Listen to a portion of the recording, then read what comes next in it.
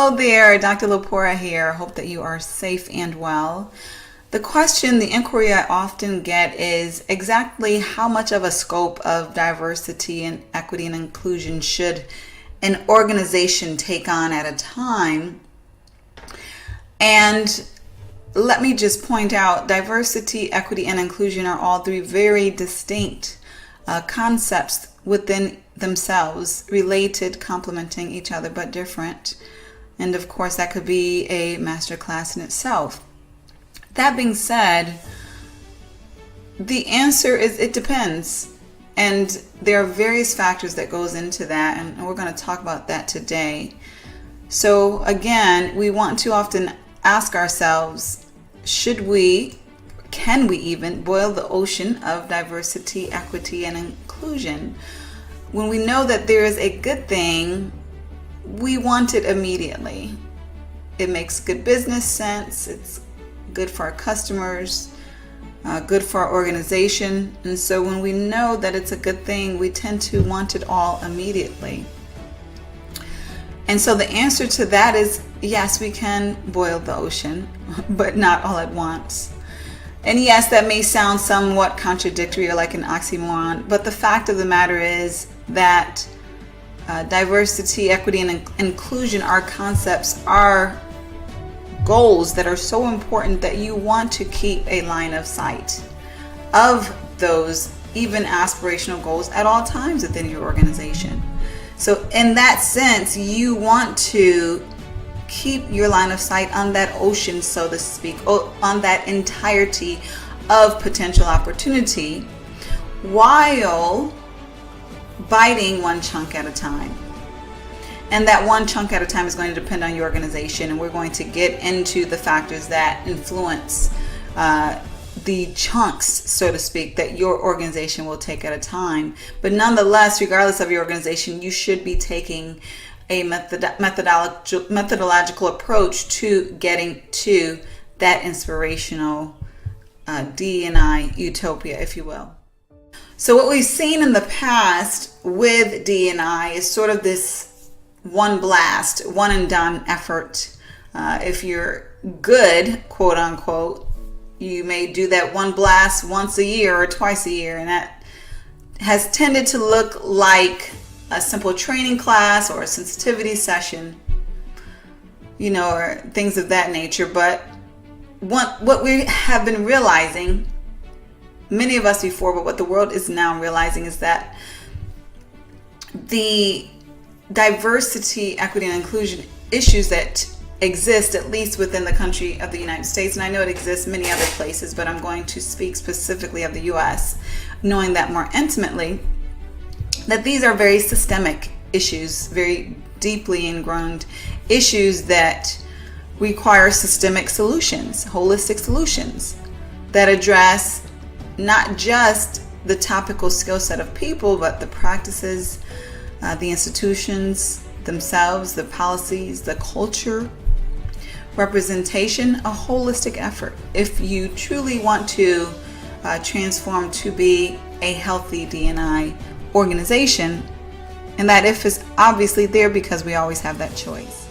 So now what you see is specifically an organization diversity, equity, and inclusion maturity model, and this shows pretty much a journey that you would take as an organization to get to that sustained level, what I call D&I utopia, so to speak. Let me qualify by saying there are very few organizations at that sustained level.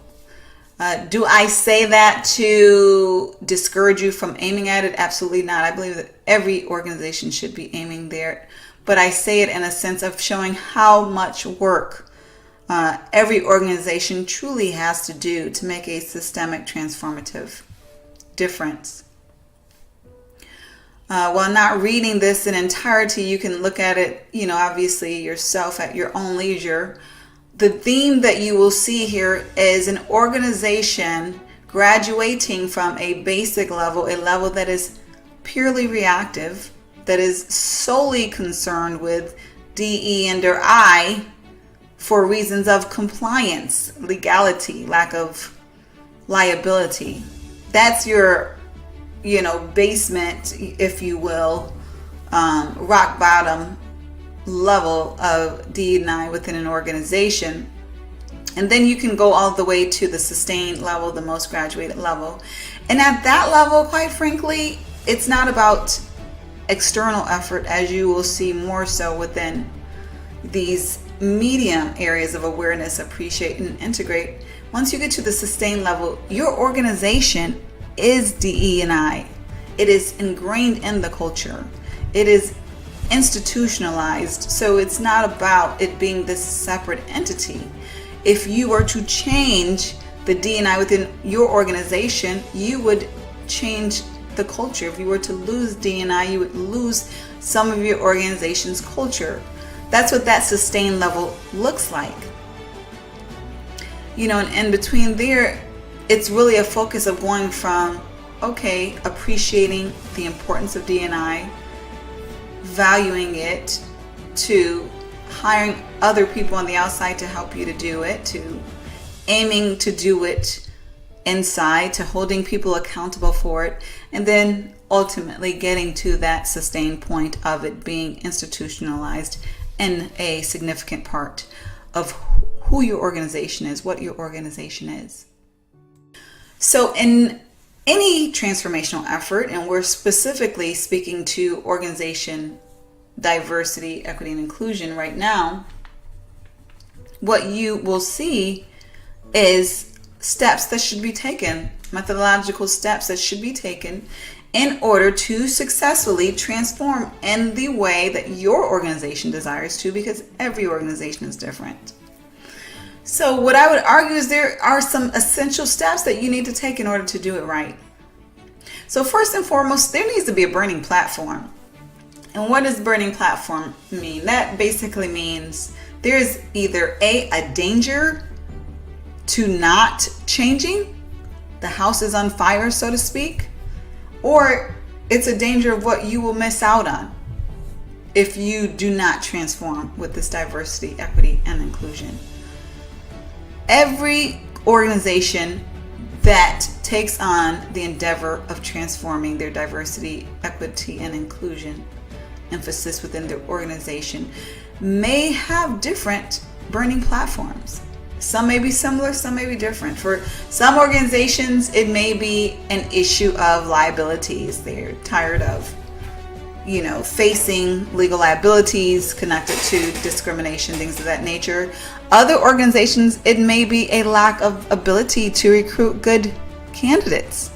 So that may be their reason.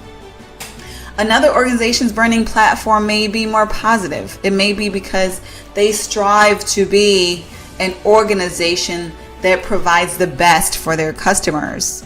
An organization that provides a diverse, collaborative, innovative, integral part within the organization, and that may be their burning platform. The reasons, also known as the burning platform, the strong reasons, if you will vary. Another essential component is for your organization to have a vision that is strong, closely tied to what you want to seek. And this includes the goals, of course, the goals that are tied to your vision, which is also equally important. So what does that look like? From a vision perspective, it's about the appropriate communication, from the perspective of, is it simple and is it well focused so that someone can easily understand what you are attempting to attain? In accord with that, is it communicable? Meaning that you can communicate it in a way where people understand. Is it imaginable?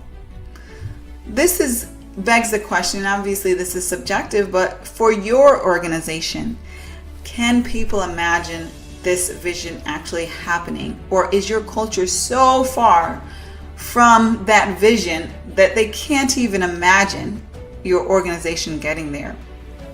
Very importantly, is it desirable? Is the vision desirable? Meaning, do you have enough of the right stakeholders? And you would know what the right stakeholders are, people who have influence within the organization, who are needed by the organization, who desire this vision, who desire to upgrade, if you will, your DE and or I efforts and feasibility.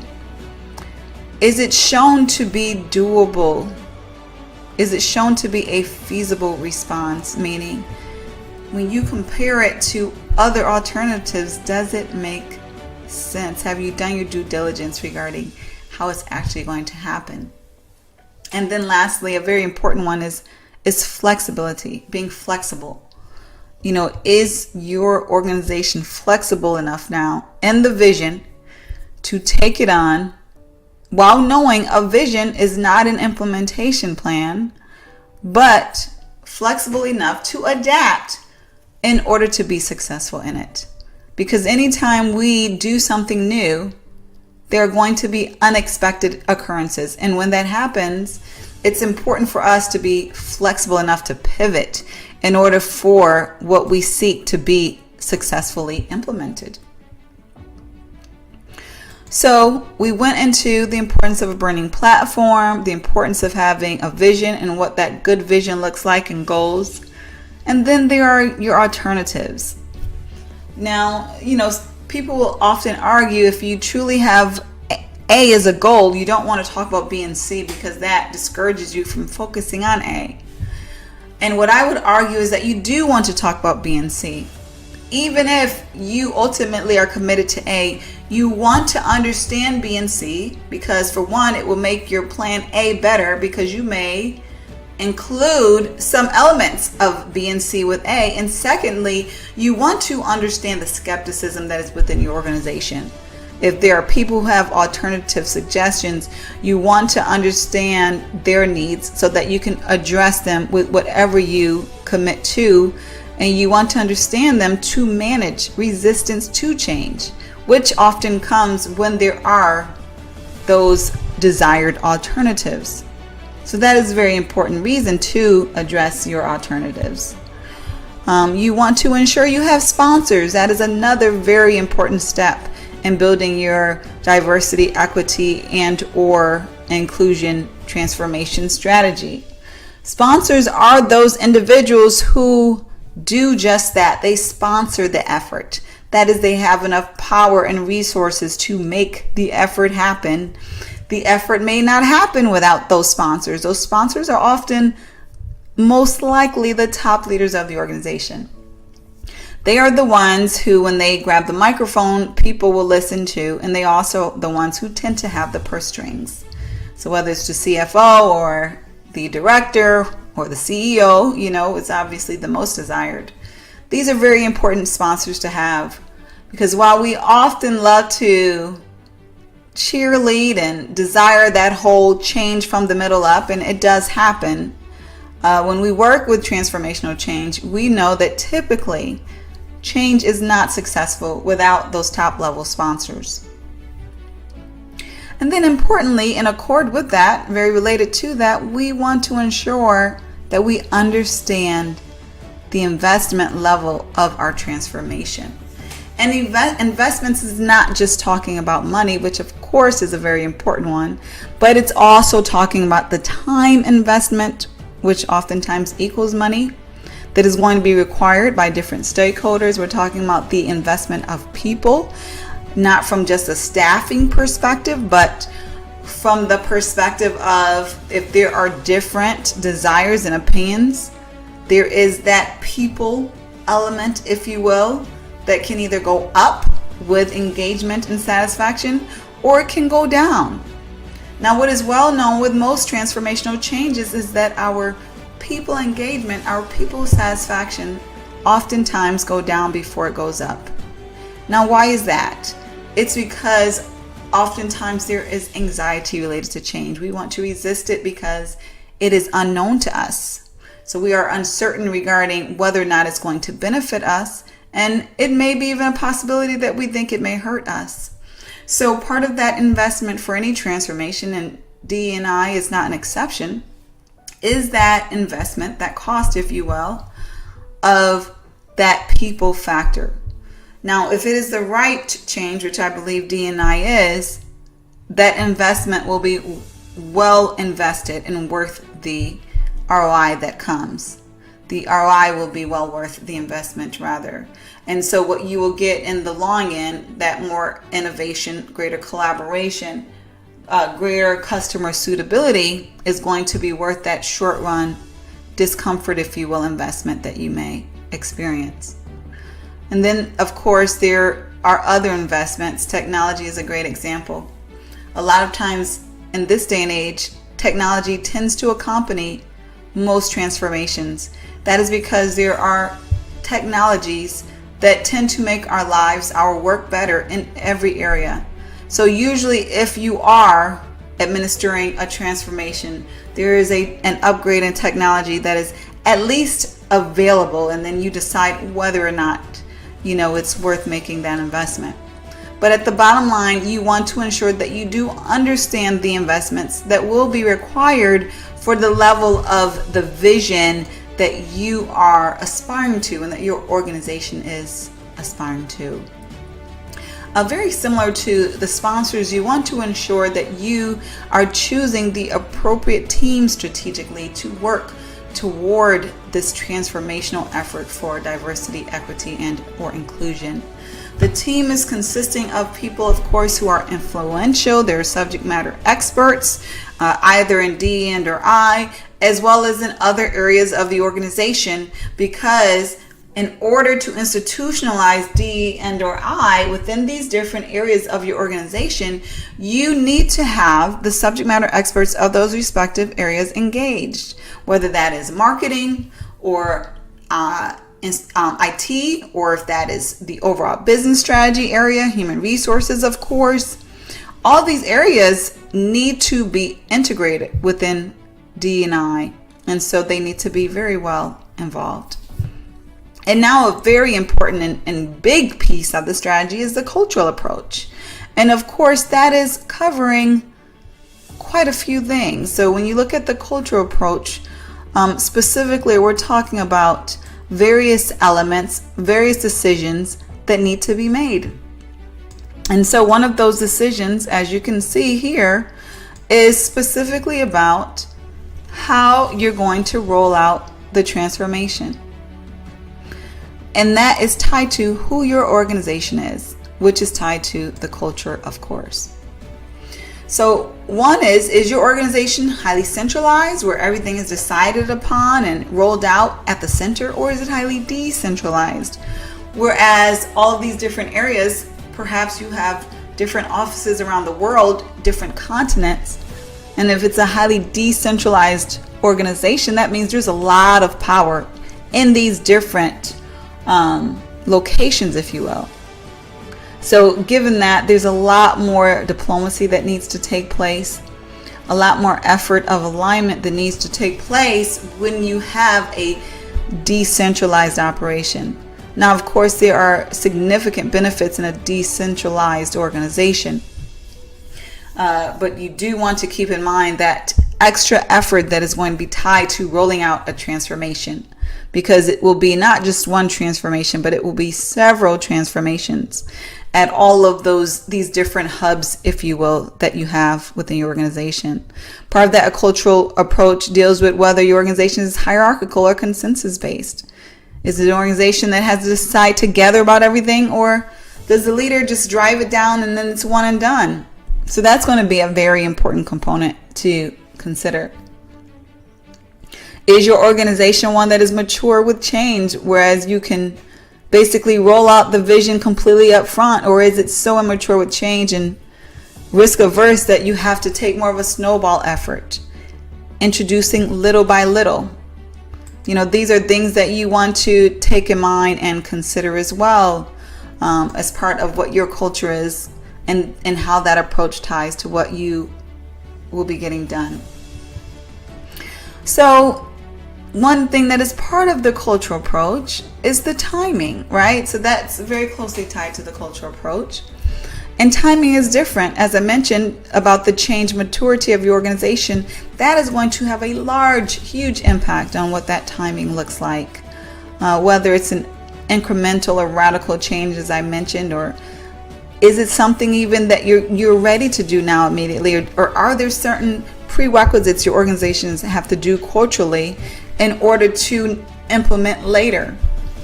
Is this going to be a slow implementation because your organization needs to build the capacity up, or the skills, or the resources, or it's just not used to fast change culturally? Or is it going to be a fast change, one where your organization is ready to pivot, they are nimble, and they have great capacity and resources and a high level of change maturity? Is it going to be a transformation that is flexible, whereas you're learning as you go and you admit, that you're not necessarily 100% sure how this vision is going to be implemented? Or is it one that is more inflexible, whereas leadership is staunch on specific things happening and definitely not open to varying from that? And lastly, as far as timing, what is your organization's tolerance for individual transitioning? This is very important because you have organizations that are like night and day from each other. And even within organizations, while you have shared cultures, you still have a great diversity of individuals within an organization. And they transition differently. They progress differently. They learn differently. They adjust differently. And so your organization has to decide what is going to be your tolerance for individual transitioning. If there's an individual who is stuck in his or her own ways, what is your tolerance or patience level for those types of individuals? These are elements that need to be decided.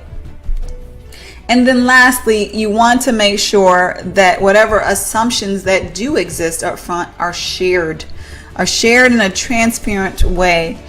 And this will help to prevent confusion, reduce the level of confusion. It will help also to be prepared for what obstacles or challenges may happen through the transformation toward more diversity, equity, and inclusion. Certain examples of assumptions include: will your business model change? Will your systems, technology change? Will the processes change? Will your departments be reorganized? Or will your workforce need to be augmented because you don't have the right skill sets inside? How will your employees need to be trained? What are the dollar limits? We may say, oh, we absolutely want this to happen. We're absolutely behind it. But we need to know, well, how much money are we truly willing to commit? And similar to that, how much time are we truly willing to commit to this effort? These types of assumptions, if they exist, they need to be well communicated, well aligned, so that people can work together in a healthy, collaborative way. So these are very important components that go into a healthy transformation for diversity, equity, and inclusion. Again, achieving holistic DE&I is a transformational shift. It's not a lightweight move. It's definitely not just a training class or a session. And it's something that you want to do in a very methodical, rigorous way so that it can make a truly important and beneficial impact for your organizations. If you do have any questions regarding this topic, feel free to email me, and I will provide some answers for that. If you have found this masterclass helpful, please do share it with others, and have a phenomenal day.